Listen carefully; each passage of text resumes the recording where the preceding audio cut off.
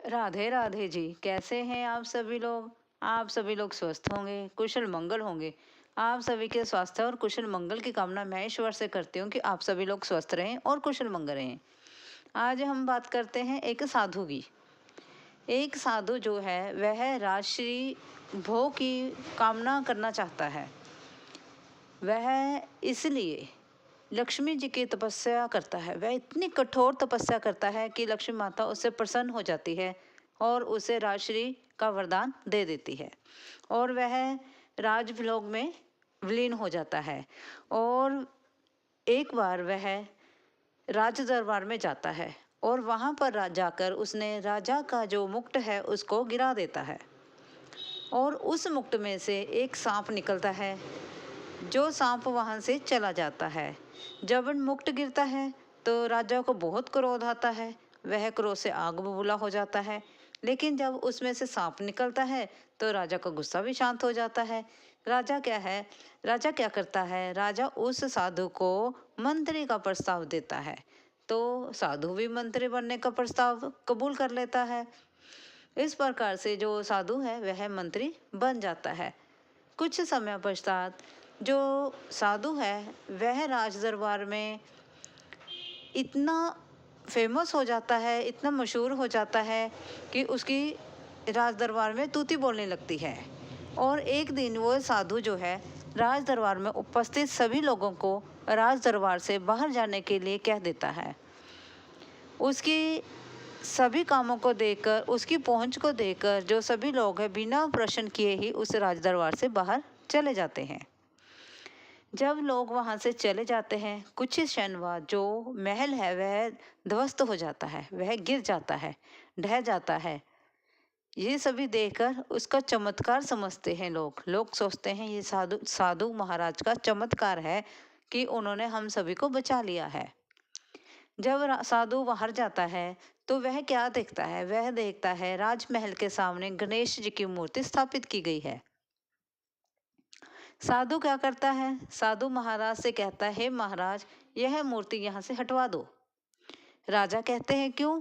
कहते हैं यह मूर्ति जो है वह महल को की शोभा को बढ़ा नहीं रही, घटा रही है, इसलिए इस मूर्ति को यहाँ से हटा दो। साधु का चमत्कार तो सबने देख लिए। तो उसकी बात सुनकर राजा ने वहां से वह मूर्ति हटवा दी। जब गणेश जी की मूर्ति वहां से हटाई जाती है तो माता लक्ष्मी उस पर क्रोधित हो जाती है। और कुछ दिन बाद जो साधु है वह महल में राजा से कहता है, महाराज अपना कुर्ता उतार दो। साधु की बात सुन के महाराज कुर्ता उतार देता है, क्योंकि पहले जो जो उसका मुकुट था वह गिरा, उसमें सांप था।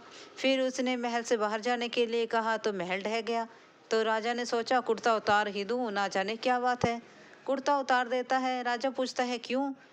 साधु कहता है, महाराज आपके कुर्ते में सांप है। चोर डर के मारे राजा कुर्ता उतार देता है। कुर्ते में से कुछ नहीं निकलता। तो उसके कारण राजा जो है साधु को जेल में डाल देता है। जब जेल में डाल दिया गया साधु, तो साधु बहुत चिंतित हो जाता है। कहता है, मैं सोचता है कि मैंने लक्ष्मी माता से वरदान मांगा था, ये आज मेरे साथ क्या हो गया।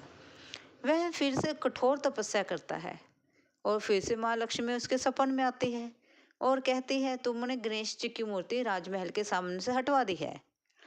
जहाँ गणेश जी नहीं होते वहाँ मैं भी नहीं होती। जब गणेश जी की पूजा मेरे साथ की जाएगी तभी मैं होंगी।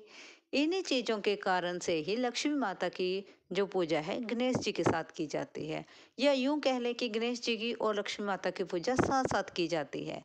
बहुत सारी ऐसी ही कहानियां हैं, ऐसी कथाएं हैं, ऐसे ही छोटे छोटे किस्से हैं जो लक्ष्मी माता जी और गणेश जी को आपस में जोड़ती हैं। तब जो साधु है उसको इस बात का पश्चाताप होता है और वह राजा से क्षमा मांगता है। तो राजा भी साधु को माफ़ कर देता है और उसे जाने देता है। तो साधु महाराज वहाँ से चले जाते हैं और अपने भूल का पश्चाताप करते हैं और वह राज्य महल को छोड़कर सुख भोगने को छोड़कर वह अपनी तपस्या में द्वारा से लीन हो जाते हैं। इसी प्रकार से हमें भी अपनी किसी भी बात का घमंड नहीं करना चाहिए।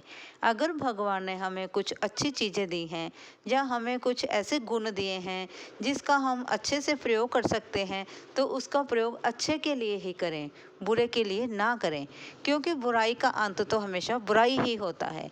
बहुत से दुनिया में बहुत से हमारे आसपास में ऐसे लोग होते हैं जिनको भगवान ने बहुत ही अच्छी चीज़ें दी हैं, बहुत ही अच्छे गुण दिए हैं, जिनका प्रयोग वह सद्गुण में नहीं अवगुण में करते हैं। इसलिए आप भी ऐसा ना करें और किसी बात का घमंड ना करें। और इस छोटी सी कथा से आपको अगर कोई भी ज्ञान मिलता है या कोई शिक्षा मिलती है तो प्लीज़ लाइक और सब्सक्राइब जरूर करें। धन्यवाद जी।